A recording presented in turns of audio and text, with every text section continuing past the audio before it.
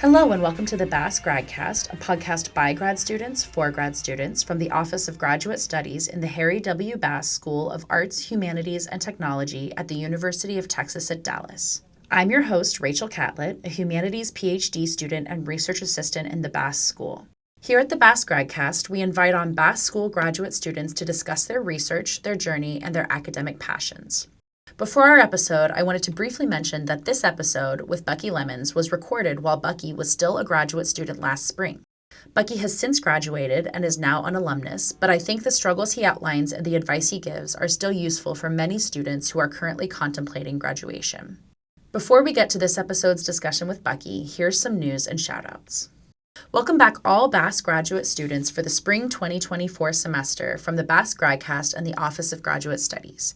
We are so excited to start this new year and to celebrate Bass graduate students and their many achievements.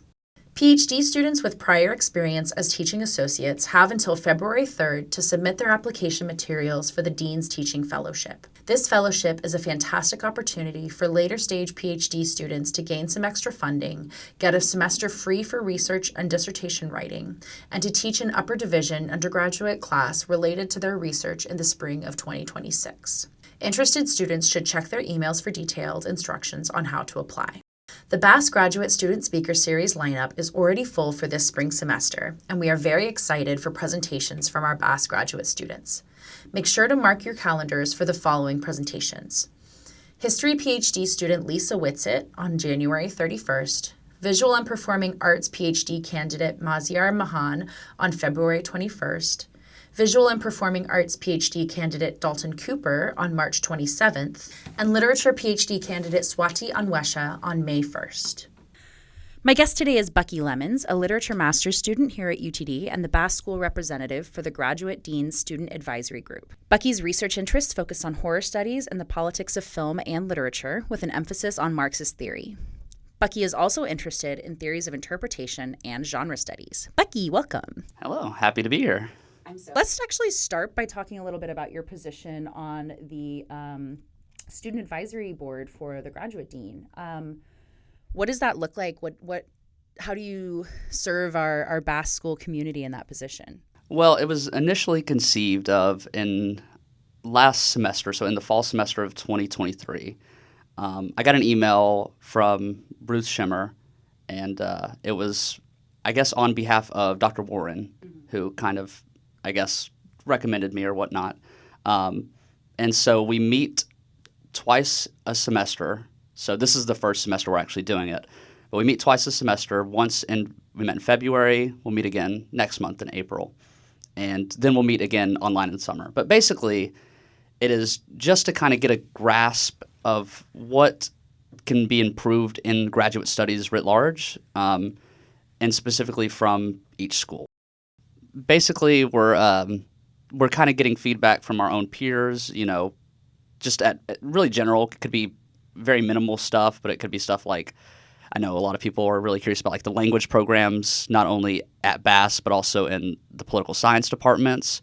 And so just kind of voicing concerns and expressing, hopes of what maybe can be overhauled and improved in the graduate studies programs. That's awesome. And I mean, this is sort of tied into some of your, I think, undergraduate focus and on your studies and with your initial focus on political science, right, and being more involved on campus.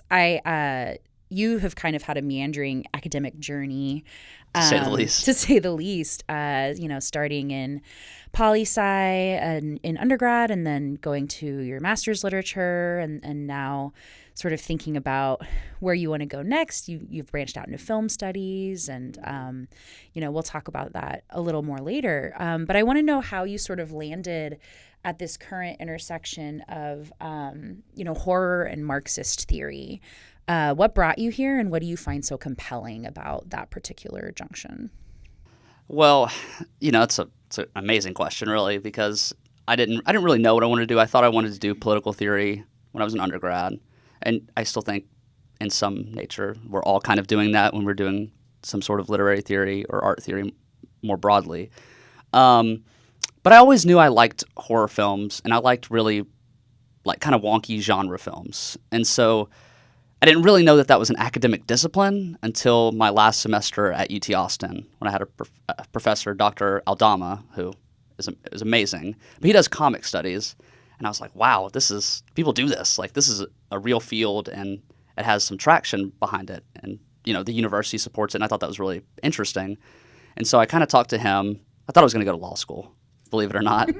We all at some point, I think. Yeah, right. And that was like my whole track. But I kind of got to talking to him. I was like, what do I do?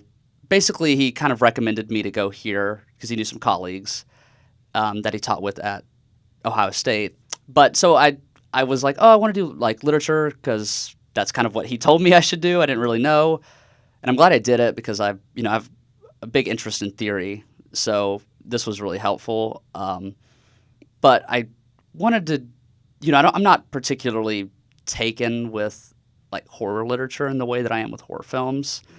There's like a viscerality and maybe like an imposition, like a visual imposition that happens with film that doesn't really work in the same way in that particular medium. And I love literature. But I don't like the same literature that I do films, which I find kind of an interesting difference. So it sounds like literature kind of brought you your theoretical interests that you then took into the horror genre. 100%. And they're certainly different too, because like a film, film theory is its own thing. Mm-hmm. But I think I have more interest in questions of interpretation and like the ontology of art in a larger sense. How does Marxism come into play? Because I know that this is such a big interest for you. And so, I guess with literature, but with horror specifically, like what drew you to Marxism and how do you see that functioning within this genre? Yeah, so, I read a lot of Marxist theorists in undergrad, but I never read any literary theory regarding Marxism, in which I was quite surprised like how different it is, just at least on how it's framed and what it's focused on. And so I was like, I knew I care about like capital and like the way it structures, but I didn't really understand how that worked in the sphere of art. But yeah, so I knew that like the contestation of capital as like an object or at least some sort of theoretical premise was something I was interested in. But I didn't really know how that would work. There's obviously a lot of competing literary theories about like how to do that with respect to art. But Marxism was the one I found most compelling, at least as a formal thing, as a way of resisting through form specifically. And then like where horror comes in, I find horror so compelling, not only in this formal sense, which I do, and I think this is really characteristic of a lot of genre films just in general. The way they're able to play with certain formulas and kind of disrupt through that opens up this whole other space of a certain political contestation. When whether it's minimal or maximal depends on the film itself. So it's not to say like we'll probably mention this later. Like *Malignant* is not a like a huge political film, but it has some sort of minimal claim that I think is interesting to investigate. And so it was it's not just that too. Like I guess regarding my poli-sci background, I'm also interested in horror as this, one of the few genres that is still able to thrive and survive amidst low budget constraints. And so I'm really curious about and interested in, not only the form of it, but also distribution, production houses regarding like these exploitation films that range from the 70s even to neo-exploitation films. I think Hobo with a Shotgun is a good example of this. And it doesn't exist in the same way as like sci-fi now, which, at one point I think of Carpenter's Dark Star, these really low-budget indie sci-fi movies that are kind of, in some ways, co-opted and almost require a certain spectacle now. I mean, I can't really conceive of any, meaningful, like, certain world building without that. I mean, there's dystopic stuff, but that, it doesn't really work the same way as horror. You can have these $100 million Conjuring movies, or you can have Skinamarink, and both of them will play in a theater. Right. So, I find the whole formal aspect of horror, so, its ability to kind of channel these anxieties, both economic and personal aspects, and also it as its own sort of like industrial or market, I guess, in some ways. Yeah, so you're looking at capital and Marxist theory formally through film, right? And how like genre film, but maybe especially horror or additionally horror, is political in its form because of how it resists and subverts formulas or employs formulas to resist and subvert or do these political things. But also these questions of capital and like the industrial and distribution factors of these films. Certainly, and I think they go hand in hand with each other. Yeah. I mean, I think we have conversations of them separately, but they are certainly inextricably intertwined in some sense. Yeah, I mean, the former is something that compels me so much to horror. So I'm also a horror and genre studies scholar. And Robin Wood writes about how, the horror film is able to be politically subversive in a way that like dominant cinema isn't because of its sort of like denigration or how it like flies under the radar almost because it's seen as like as a non-serious genre or I mean, and genre film in general kind of has this too. Oh yeah, certainly. Yeah, I mean, you'll never see a horror movie that is like selected for the Academy outside of like Get Out, which is kind of skews more thriller, which is probably why it had some credibility and traction. You mentioned Kyle Edward Ball's Skinamarink earlier, which I know you've written a paper on and have been thinking, through capital with this film, which it's interesting. And you also mentioned Malignant, James Wan's Malignant, which we've had many intense conversations about. I seem to be largely in the minority with this one. And both of these films are films that have been sort of contentious in like horror audiences. Like people sort of either love them or hate them. They're very divisive. Yes. So what drew you to these two films in particular? And do you think that this like contentiousness is sort of an impulse you see in your scholarship, that you're drawn to these horror films that are divisive? I mean, I know you also do a lot with exploitation film, which can be very divisive. So is this like a site where you're working in scholarship or? Yeah, and it's something I don't think I intentionally thought of when I was doing this, or when I was conceiving of these papers. But I do find the idea of friction in art so compelling.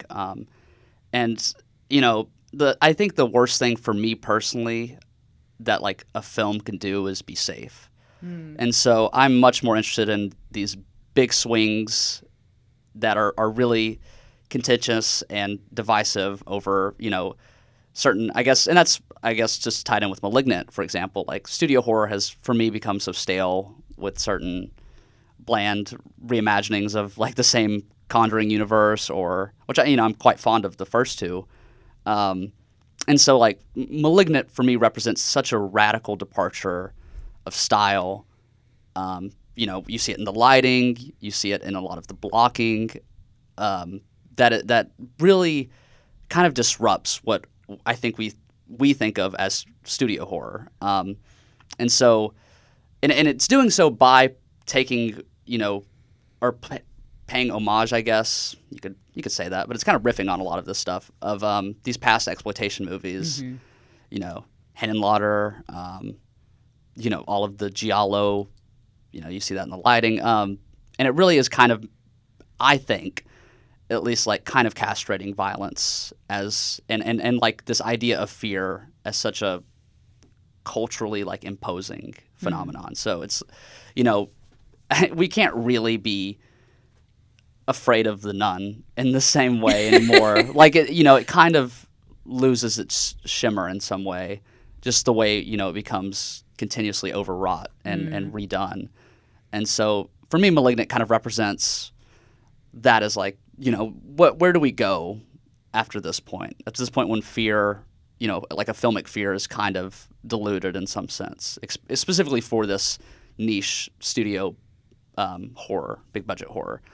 Skinamarink, on the other hand, I think is so interesting because it is so like formally subversive.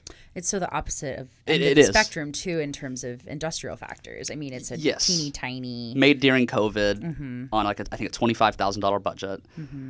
That for me is the opposite. Like these are the two like poles of extremity regarding like whenever we're talking about like what horror can be at least on a production scale. Because, I mean, like, *Malignant's* Wan's most expensive movie for horror, I believe, at the time.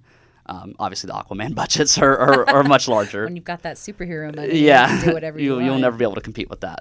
But, Skinamarink really plays to its advantage what little resources it has and its constraints.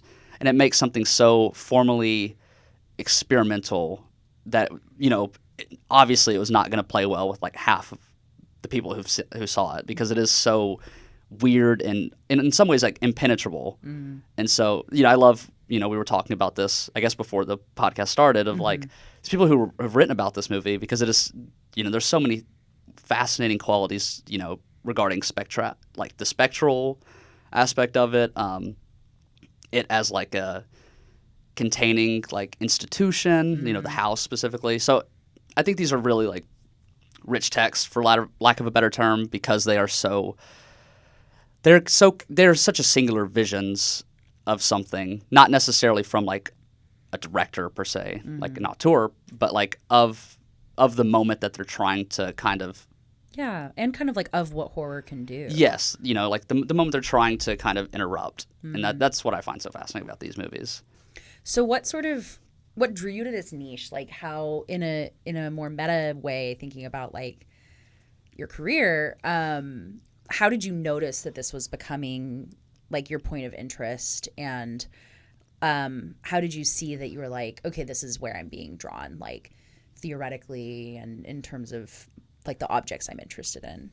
Well, first I think it's hard to survive in academia without like a narrow interest. That is something that seems to be kind of almost requisite. You have to find your lane, so to speak. And so I knew I liked horror movies. Horror movies are gaining some sort of, respectability in terms of academia. I mean, we have, there's horror conferences now. There are horror panels on big, there cinema. Were so many at SCMS. Yeah, exactly. So like, it has some traction, at least, around our generation, I guess, that didn't exist, or not in the same way as it did in the past. And so that was something I was like, I would like to kind of get in on that. Like it's still early enough in horror studies that you can carve a path for yourself. Yeah. Marxism, literary theory, art theory, doesn't really, I guess, intersect with horror in that way. Or at least, people aren't doing that work. And that's not to say, like, I don't think you can have a quote-unquote Marxist account of horror. I don't really think that's how Marxist literary theory is done. But I do think there are a lot of questions that Marxism as this interpretive, code, but not really not a fixed way of doing things per se, but can kind of not only investigate the idea of form and like what these horror movies are doing as sort of disruptions of, capital, kind of, not to say it's not a union or anything like that. It's not doing the real work, like the actual praxis of it, but it's doing it in a formal sense. At least I like to think it is. And so that's something I was interested in. But also, like I said earlier, like the actual political theory of Marxism. And so kind of how is horror surviving and sort of, carving out its own place in the market. And so like the example I always give, I always relate it back to metal, because metal has such an interesting subcultural landscape. And so Iron Man doesn't have like a number one hit. Like that is not something that they do per se. But they could sell out like any of the like the Cowboy Stadium like 3 nights in a row here. That is its own like market capture in some way that I find so interesting. So you don't really like, for horror you don't really need necessarily like a mass audience. You just need to have like a core audience that really is interested, because horror fans will watch anything. No, that's really true. We're loyal. The horrible Hulu original, seen it. They don't really. And they'll find value in it. Yeah. They have a loyalty, I think, because we've like had to really slum it with content wise.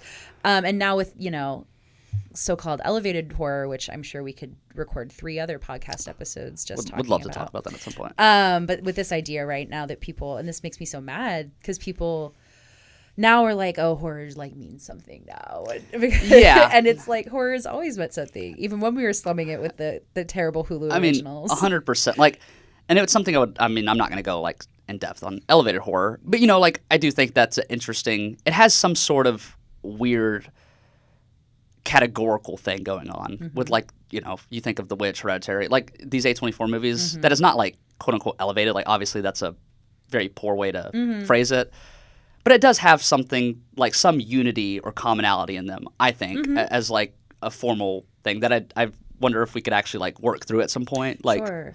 Well, and like you said, it's really on the level of form. I mean, people are saying that they're like, oh, thematically, these movies are talking about things.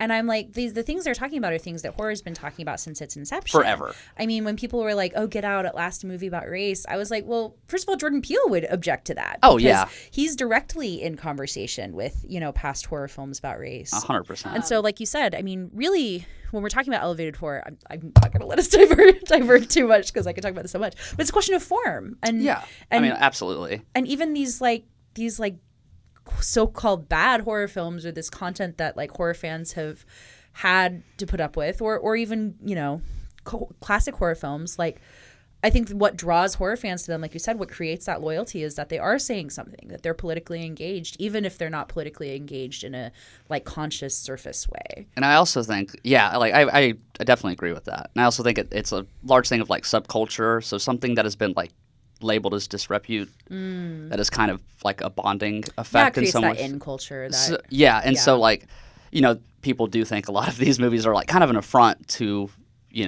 their own conceptions of horror, and I don't really have any strict. Yeah, it's disrupting the in-group. Right? I don't hold any sort of. I like all horror movies. Yeah, I mean, I like The Witch. Yeah, love The Witch. I love The Lighthouse. So, but so like I don't know. I think that is one of the interesting things of like how horror operates as this own little niche thing that is, certainly peculiar and in some ways small, but large enough to have its own sort of industry that kind of supports itself in some way. As I mentioned previously, you're getting ready to graduate from your master's program this semester, which is so exciting. Congratulations. Yeah, it is. You had applied this round to a bunch of you had applied this round to some film PhD programs and have struggled with that. Yes. Do you want to talk a little bit about where you are right now with moving on to your PhD, with thinking about what your future looks like with academia? Totally. So I applied to, I think, 4 film studies PhDs. Fortunately, didn't get in this cycle. But, I knew it was kind of, maybe not an uphill battle, but at least some sort of contentious aspects with me being like such a weird journeyman. Well, because as we've talked about, you actually are a literature student. Exactly. I mean, we've been talking about film and so much. I think if I had to go back and do it again, I would first apply to more schools. That's my advice, really. Like one is like, because you never know where you're gonna fit in. I don't think, as far as there may be some that are seemingly unrelated, but maybe the committee sees it differently than you do.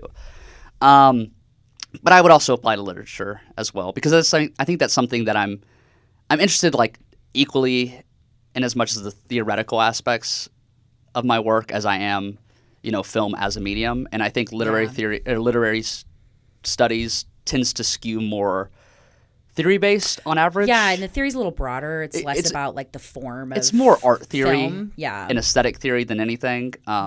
Whereas so much of film theory is sort of specific. Very specific to the medium and in a way that, literature is not. And so I think I would go back and reapply there. But I'm certainly going to give it at least one more shot. Good, I'm glad. But right now I'm looking into publishing and editing. I'm very fortunate to have one of my close friends who is, an assistant editor in New York. So it's been a lot of, it's one thing I've learned, like academia is, kind of similar, obviously, but like how big networking is, in like a corporate world, like how much or how far that goes.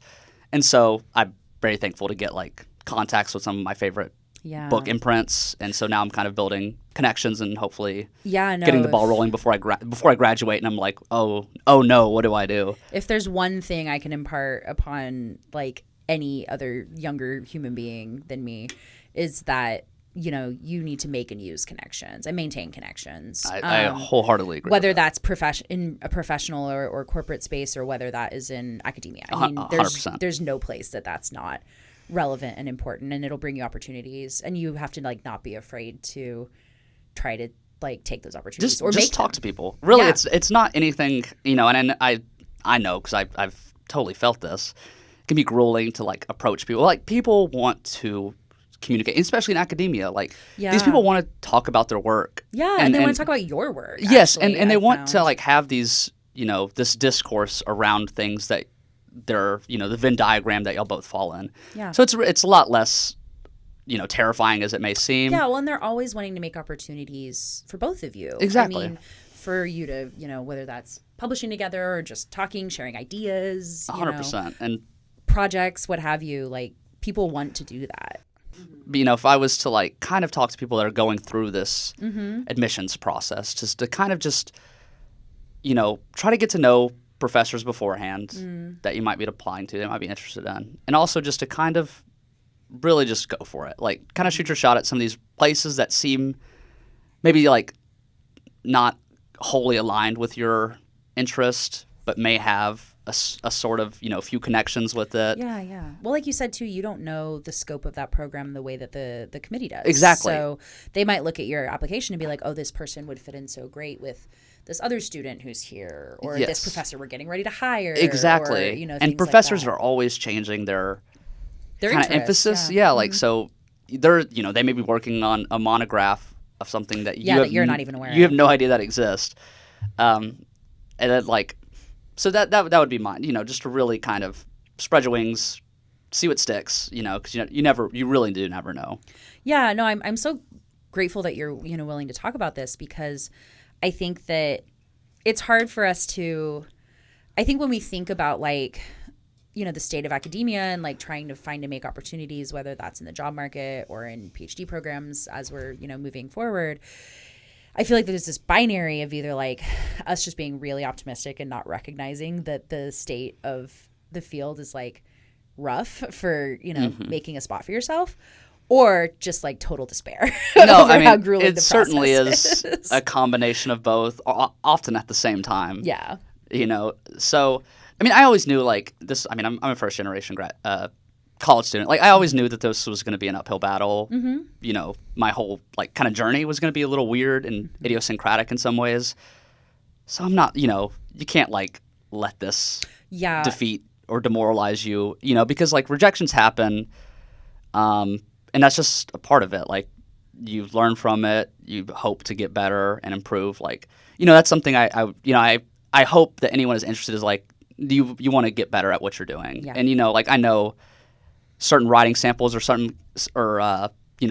personal statements could be adjusted. Yeah. And I welcome that. I want I want to improve, and I want my writing to get better, and I want to kind of extend my opportunities in some ways. No, that is a thing, in that people will think, well, if I didn't make it in one cycle, what's going to change in another cycle? I'm not going to get another degree, so how are my credentials going to change? But I mean, it really is improving your writing sample, or maybe trying to publish in between, getting experience that, or just working something adjacent. Yeah. I mean, that has a lot of value. Because I couldn't name the statistic off my head, but if we looked at the average age of a PhD student, it is not 25. No, and I'm so grateful. You brought this up, and I was going to say to you that I think ultimately you will benefit from the fact that your academic path has meandered, and that you are sort of this, I think you said journeyman, that you have this, jack of all trades quality, because I haven't talked about this on the podcast, but I'm very similar. I had a literature and anthropology degree, and then came in with this humanities degree, and then transitioned more heavily to film studies. And but I think that we're although academia I think is still so categorized, I think we are transitioning to a much more interdisciplinary world. 100%. And that is starting to seep into academia. But also these things, even if you're not being like explicitly interdisciplinary in your studies, these things seep into one another. Like you said, like your introduction to Marxism in political science then informs your, the theory that you're engaging with in your literature degree. And then, that informs your branch into film studies. And so, I mean, all of these things. And similarly, like I had a 10-year gap between undergrad and grad school where I worked and accumulated all of this incredible professional experience that now informs. Is incredibly valuable. Yeah. Yes. Yeah. And so, I don't know. I think it's so inspiring that you're able to have such a wonderful perspective right now of like, it's okay to take a beat. And I mean, you take losses all the time, Exactly. especially in this field. Like it is not something to get like overwhelmed by. I mean, it can be like, it could be defeating in the moment. And I get that, like of course. You got to take your time to like process these things, obviously, but it's not the end of the world. Yeah. Like there's so much, who knows? And if you reflect and decide that academia isn't for you, that's also valid. Yeah. And that's not like a failure. No, I mean, it's certainly not, and I don't mean this in any like pejorative way, but it's certainly not for everyone. Like some people don't want to do this. No, it's like a difficult challenge. And you might think you do at the time whenever you start this, but it's like, oh, this has not really lived up to my idealized vision of what this interpretive and investigative work of art is. I happen to love it. Yeah. And so. But we also talk about this a lot, that there's a lot of, if you're more flexible with your expectations of what you can do with your PhD and like how you can be an academic, and you're not just like in this, like, I have to be a tenured professor and blah, blah, blah, like this expectation of this one track, I think that you're going to have a better time. It's such a, that's, yeah, I used to totally really buy into that, but it is really such a self-limiting idealization of what this field is and can be. Well, and like I said, I mean, like to circle back too, I think this is part of why it's so important to find that niche and find what excites you, and not just be studying something because it's what you think will make you employable. Because like at the end of the day, I taught high school prior to grad school, and if I just get my PhD and then go back to teaching high school, like I spent all of this time on something that excited me, and maybe that'll inform me in a different way. Like just, I don't know. I mean, the best advice I ever got before I went to undergrad actually was, I'll never forget, one of my advisors telling me to like really do take classes that you want to take and that you're passionate about. Don't worry about like the ratings of professors and how to do it, because it'll make you doing the work a lot easier in the long run. Well, thank you for all of this insight. And like I said, I mean, I could talk so much longer about all of this, but as can I. Hopefully, it was somewhat incisive. I think so. We'll see. I think so. I think I think horror film is something people are really compelled by right now. I mean, that much is clear in the moment that we're having. But I think it's also something that people have always been compelled by. Yeah, I was about to say. I think such a large and rich lineage of horror, and kind of how it's transformed. Yeah, but I also think that the anxiety, like speaking about your career, like the anxieties you're having are anxieties that or like the experience you're having are things that a lot of. Thankfully, most of the anxiety is kind of past. Yeah, to be honest. No, that's real.